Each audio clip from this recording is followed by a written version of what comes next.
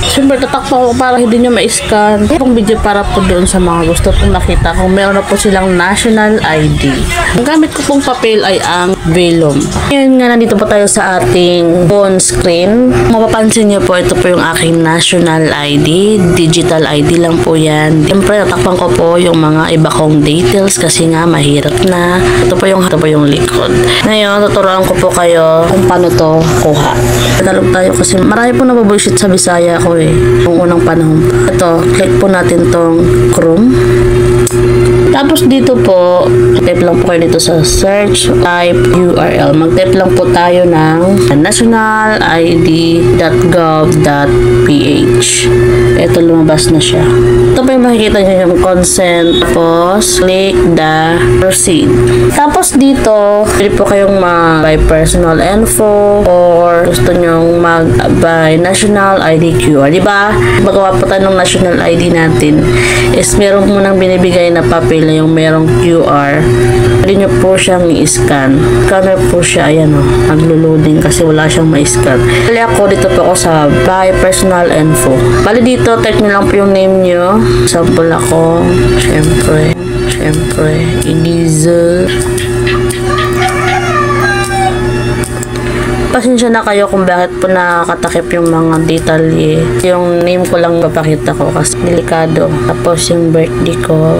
Ayan, ganyan lang. Tapos, scroll lang po kayo pababa. Tapos, click nyo lang po yung continue. Kapag ganito pong nagkakaproblema po sa inyong camera, ay click nyo lang po ito sa taas. 3 dot.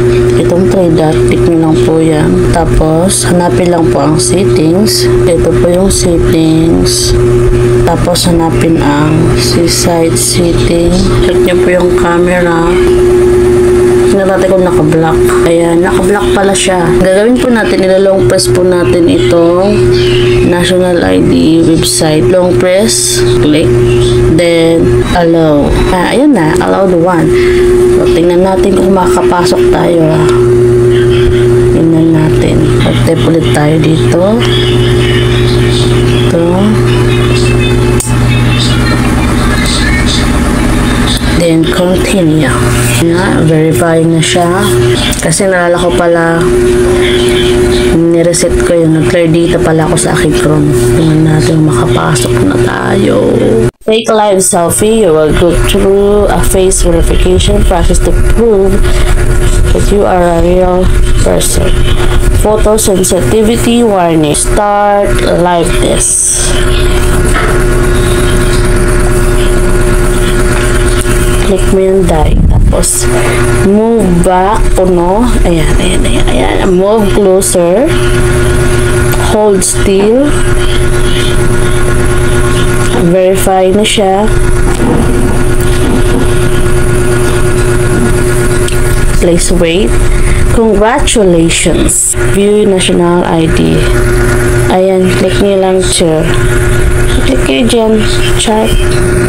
Ayan na po yung aking national ID. Tapos, kapag gusto nyo pong makita yung likod, ay ito pala yung itatap natin.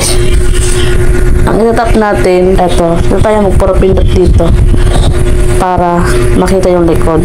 Diba? Dito na lang ako pumipindot to. Dito ako pumipindot lang, dito lang para makita ko yung likod. Ganyan, kahit saan yan. Basta nasa loob ka ng ID mo. Pagkatapos po ng aking tutorial, ito na po, na-print ko na po siya. Ang gamit ko pong papel ay ang vellum. Ito po yung vellum na to. Ito po yung ginagamit sa mga certification. Kita ko lang yun dun sa mga gamit namin. At nagamit ko po siya sa C-Bank. Kasi kapag affiliate ka po sa Shopee, kailangan mo ng C-Bank. Kasi ako wala pa ako nun.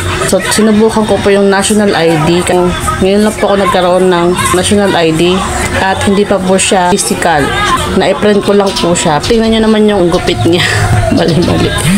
Pero nagagamit ko po siya. Kasi ba po hindi po siya gumagana. Salamat po. National ID na to. Ito po yung harap. Tapos yung likod dito. Ito po yung likod.